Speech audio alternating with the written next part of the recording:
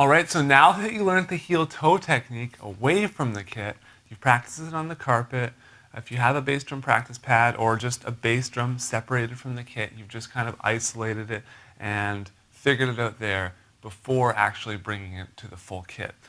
Now we're going to actually start applying it within some beats and some fills. And so I'm going to kind of walk you guys through these really, really slowly, just to make sure that you know exactly when to perform the technique and how to kind of develop the time and the separation between the different note values and stuff like that.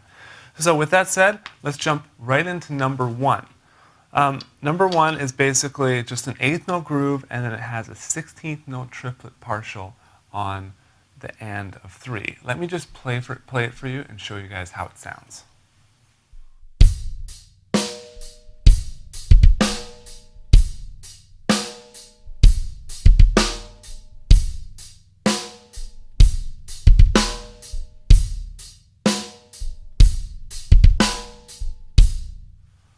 All right, so to make this easier for you, here's what I want you to do. Right on beat 3, when you hit the bass drum, I want you to leave the bass drum beater on the head, just like this, and then raise up your heel. And this isn't something you need to do all the time, but when you're first learning and developing the technique, I'll recommend it because this is generally going to be our starting position. And when you're first learning it, this is the starting position you want to use. Now, when the 16th note triplet partial comes, you're completely ready to go. So now let me play it again for you, and I'm going to exaggerate these movements so you can see exactly what my foot is doing.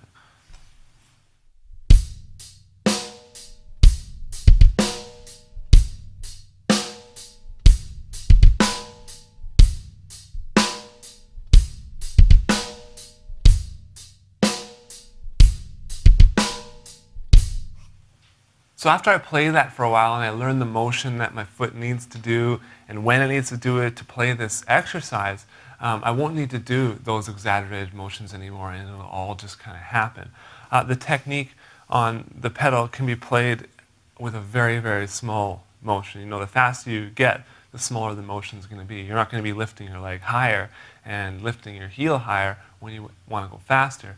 The motions will actually start to shrink and get smaller and smaller. But especially in the beginning, it's really important to exaggerate those motions. You know, when I learned finger technique, it was like that too. And it was starting really slowly and just getting your fingers comfortable with following the stick up and down. And it's the same thing. You got to get really, really comfortable on the pedal, and you got to take your time and work it out. So let me play it for you guys faster and show you how it sounds with those smaller motions in there.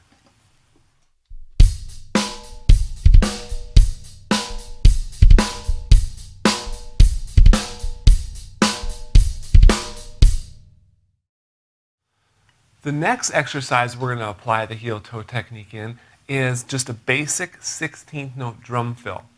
And you'll notice when I'm playing this, and if throughout this product you'll see me playing 16th note doubles on the bass drum. Sometimes I use the heel-toe technique, sometimes I don't. There's kind of like a speed threshold that you get at. And for me, it's around, you know, in between 110 and 120, depending how I'm feeling that day. So I can play 16th note doubles on the bass drum at around between 110 and 120, and that's kind of the slowest I'll go. From there, I'll go a heck of a lot faster, all the way up to 200, some days 220 if I'm feeling really, really good. So on these fills, you'll see me actually playing them a little bit faster to start off. You're like, well, why doesn't he demo it slower? And it's not that I can't play the fill slower, I just don't necessarily use the heel-toe technique when it's played that slow. It's just like if I were to play a really slow single-stroke roll. I'm not necessarily going to use finger technique and a whole bunch of other bouncing techniques. When playing that, I'm just going to play the simple roll because it's really, really easy to play that slowly. So the heel-toe technique, in this instance, for this fill, I'm going to play it a lot faster. So let me demo that for you guys.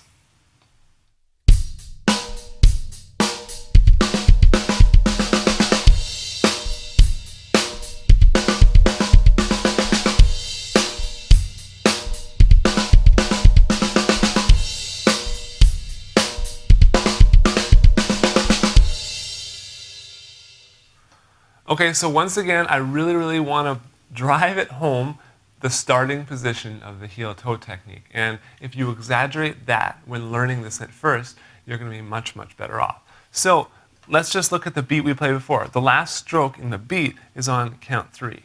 That's the one that's written there.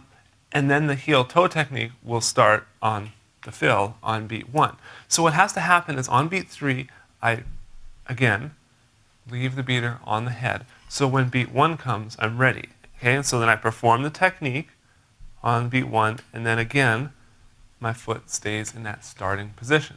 Then I do the 2 snare strokes, then I perform the technique again, foot is in the back in the starting position, and then so on and so forth. So now let me play it for you again, and I'm going to really exaggerate these motions, and I want you to pay attention to them.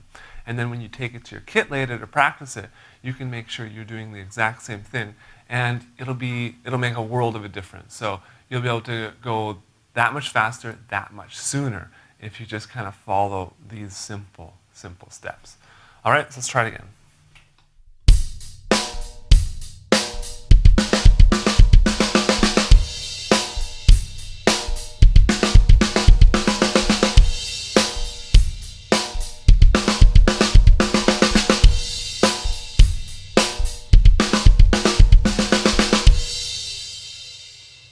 And now let me speed it up for you guys. Let's go really fast and see how that sounds and looks.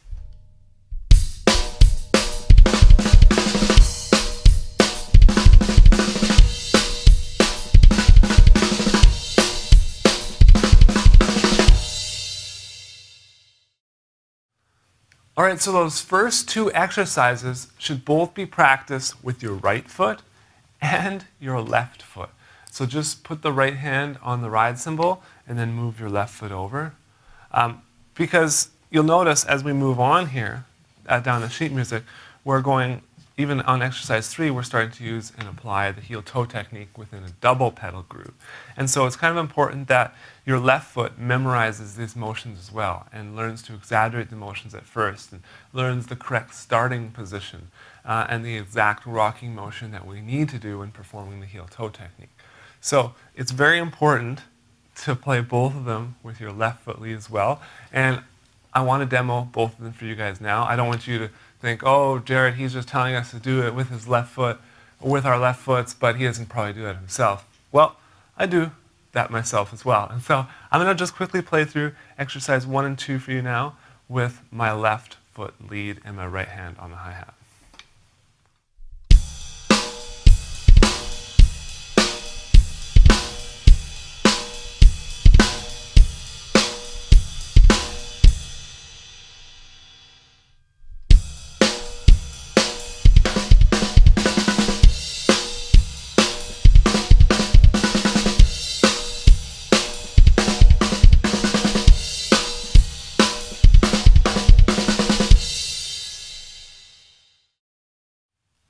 So my left foot is obviously weaker. It's not my dominant foot. I use my right foot more so, especially when playing the drums, but it's still something I work on and I like to work out because when I use the heel-toe technique with the double pedal, as we'll be doing in the next exercise, you're going to really need to have your left foot memorizing that motion. It's so important.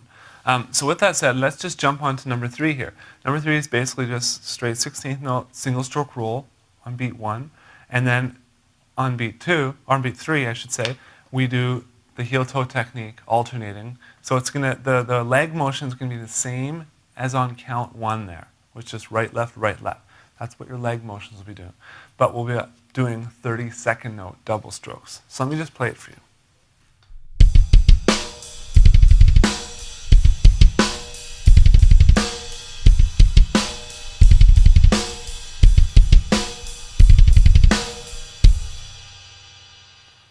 So that's like a stock metal groove or a stock hard rock groove that you just need to sit down and learn. And just to play that, like if you haven't played a lot of the heel-toe technique before, if you haven't played a lot of doubles with your feet, this is going to take you a long time to develop. Longer if you don't first learn the technique with both feet independently of the drums themselves. All right, and so that's why prior to this, we were just working on the bass drum practice pad and we were just doing that kind of stuff. because we just need to isolate. We need to isolate and work on those muscles individually. It's like if a bodybuilder tried to work out every single muscle at one time. It just wouldn't work. In order to really, really target the muscles and really build the muscles, you need to isolate them. All right, so work on number 3. There's not much more I can say about it right now. Number 4 is basically, again, we're going to be doing 30-second note doubles with the feet, but we're only going to be doing them in groups of 4, and then we're going to be using it as a fill and basically just going down the drums. So 30-second note doubles, snare, 30-second note doubles, high tom, 30-second note doubles, mid tom, and then floor tom. So let me show you guys how it sounds.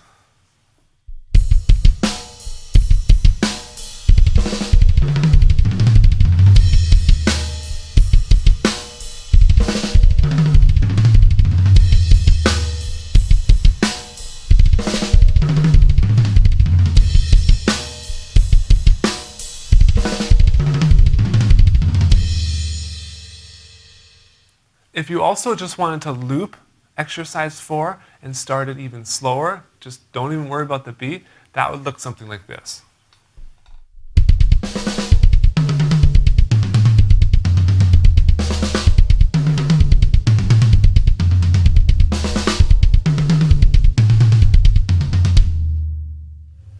That would be something extremely useful for you to practice, especially when learning the separation between the hands and the feet using the heel-toe technique doubles. Number 5 exercise, we're basically going to be using this technique to create a quick triple stroke. Now let me just play for you guys a quick triple stroke on its own, and you'll kind of see how the technique looks. And it starts the same, but what happens is it takes a little bit longer for it to go back to the finishing position, or back to the starting position, I should say. So it would look something like this.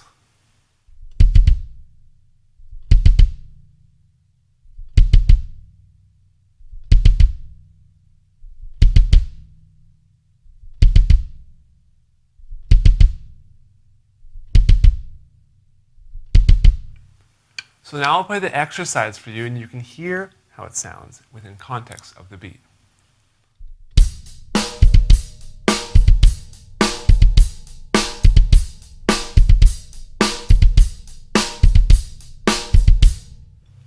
All right, so we're kind of going back to that whole starting position. I've hit the beat 1, and then my foot is in the starting position, and then I perform the triple stroke back to the starting position, perform the triple stroke back to the starting position, because once you start this beat, there's really only one single stroke, and that's when you actually start it.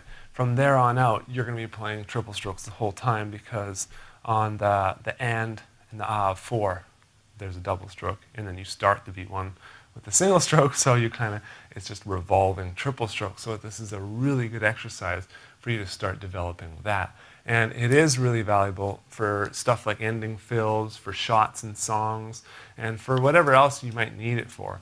You will need to be able to play a quick triple stroke like this, so it is a valuable thing for you to learn and have in your drummer's toolbox. All right, let's go to the next exercise. And the next exercise is actually my favorite one, because I 100% know this was the exercise that helped me develop the technique and get it to the point where it is today. No, it's nowhere perfect. It's nowhere where I want it to be. I always want it to be better. But exercise 6 is basically, if you just sit there and do this exercise for an hour a day, you're basically just going to be an unreal drummer at doing the heel-toe technique. It's as simple as that. So you're basically just playing 16th note triplets, partials, and the right hand is just playing the 8th notes, and then the bass drum is just filling in everything in between. So, and then the snare is on beat 2 and 4. So it sounds something like this.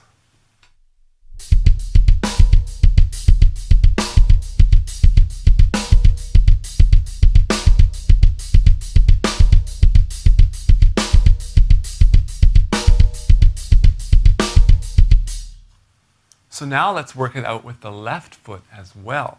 Even if you don't play a double bass drum pedal, I'm pretty sure you play a double pedal because you have a hi-hat and you have a hi-hat pedal. So this is very, very useful on something like that as well. But I'll play it on the bass drum for you, and I'll play my right hand on the ride cymbal.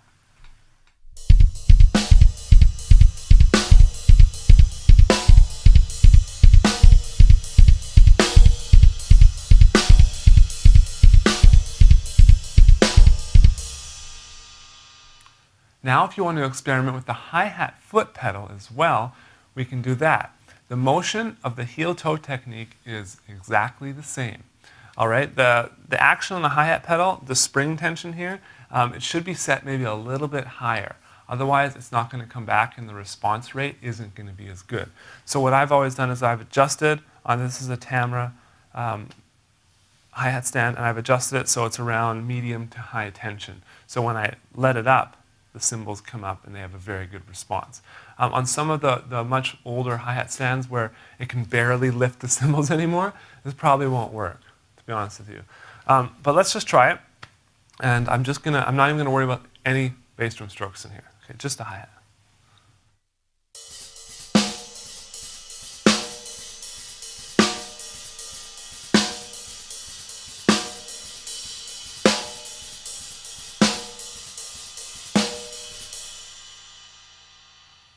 All right, so in some ways that actually starts sounding more like a gallop, like da da da da da da da da da da, and you kind of lose the triplet feel, but that's just because of the way the hi-hats are splashing, and it's really, really hard to actually even it out and make it sound like smooth triplets. So, like I said, it's something I'm still working on, but it's a really, really fun thing to do, especially if you play a groove and your left foot is doing those offset hi-hat strokes.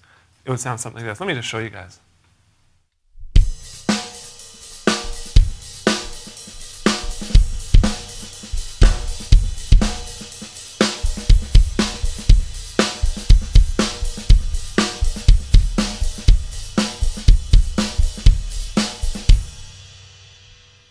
So learning the technique with your hi foot is also a very, very valuable thing. Just something I threw in there for you guys.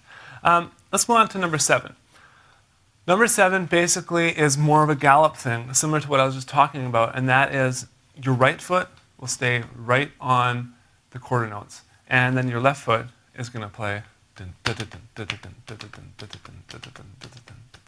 And this is something you can do if your left foot is just so far behind, you don't want your right foot to get any farther ahead. Just practice this exercise, and that's what I used to do because my left foot was just horrible and still is nowhere near my right foot. But this will really, really work out the muscles in your left leg. So let me play exercise 7 for you now.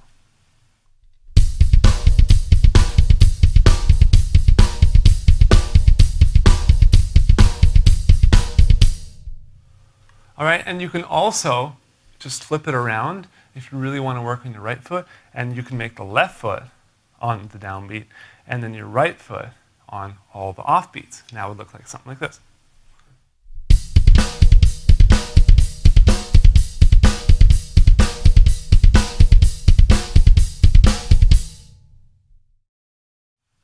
So in number 8, we're going to go from that gallop to basically a straight group of 16th notes on count number 3. And you'll notice what happens is your right foot, if you're leading with your right foot, is going to want to change its position on the footboard. So while I'm playing this exercise for you, just watch closely as my right foot kind of changes its position.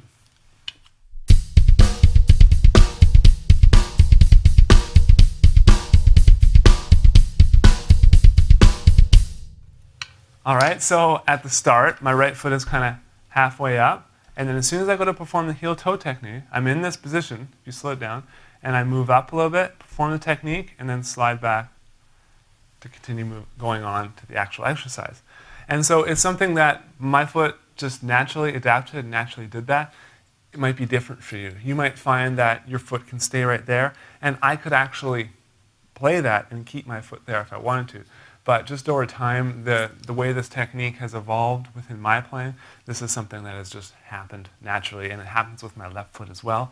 I think a lot has to do with the power of the stroke. I find that when I move my foot up a little higher, the 2 heel-toe technique strokes become a little bit more powerful. And so it's not about getting my heel on the footboard because my heel still isn't on the footboard, even when my foot is up there. I mean, I'm wearing size 11.5 shoes, so my heel is not going to get on the footboard. And so it's not about that. It's just about placement on the pedal and power of the stroke. All right, now we're going to move on to exercises 9 and 10. And this is some of my favorite stuff to do to really work out the combinations of the hands and the feet using the heel-toe technique. We're basically going to start off number 9. They're playing 16th note double strokes, and on counts 1 and 3, we do the heel-toe technique, 16th notes, but our right hands are in between the ride and the hi-hat. And then on the snare drum, it's just on its own. So you're going to kind of get this whole, and you're really going to work out your hands, number 1, just doing straight single strokes, but you're also going to work out the stuff on your feet. You're going to have the ability now to just start it whenever you want to, rather than, having to work yourself into it. A lot of drummers, they'll be fine once they get going, but starting it and stopping it is what is really, really challenging with this technique. So let me just show you guys what number 9 sounds like.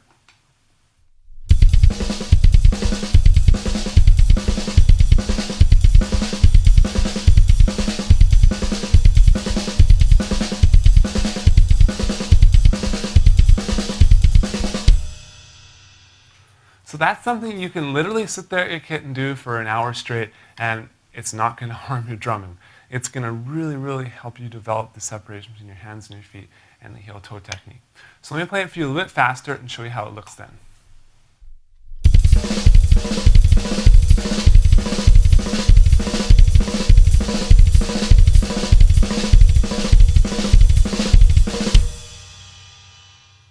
All right, so that's a fun one. Number 10, again, it's kind of the same concept, but what I'm doing is I want to challenge you guys more and get your left foot in there, working as much as your right foot. And so you'll notice on count 1, we're leading with the right foot, 16th note triplets, and we're playing single strokes with our hands. So you're basically playing 16th note triplet single strokes with your hands to 16th note triplet double strokes with your feet. So this is a little bit test in independence as well. But on count 1, we're playing 16th note triplet doubles, and then count 3, 16th note triplet doubles leading with the left foot. So when I first started working this out, obviously I started extremely slowly. So let me play this for you extremely slowly.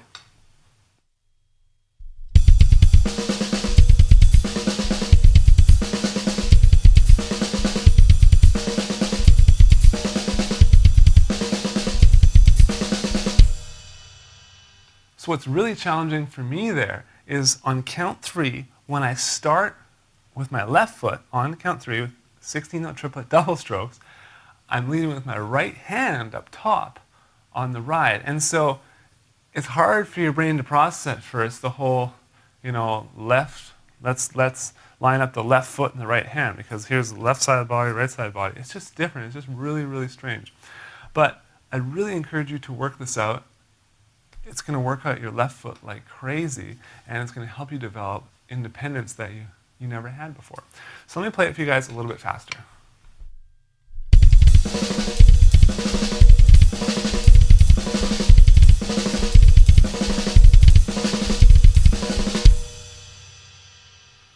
So there are the 10 exercises you need to take the heel-toe technique and apply it on the kit within 16th notes, 16th note triplets, 32nd note, within drum beats, drum fills, triple strokes, and it's all within those 10 exercises. So what I'd really encourage you guys to do is walk through these steps, before going out and trying something else. I've tested this, okay? I know this works. If you just go through this and learn each one with your right and left foot lead, like we talked about, if you practice in the starting position, also like we talked about, you'll be able to get through these no problem, and you'll be flying with your feet in no time. After this, after you finish doing all these, I highly recommend you check out the heel-toe technique exercises. Okay, there's beats and more fills in there, and then you go check out the rudiments with the feet, and that's going to be really, really fun for you. So thanks again for watching, guys, and I'll see you again soon.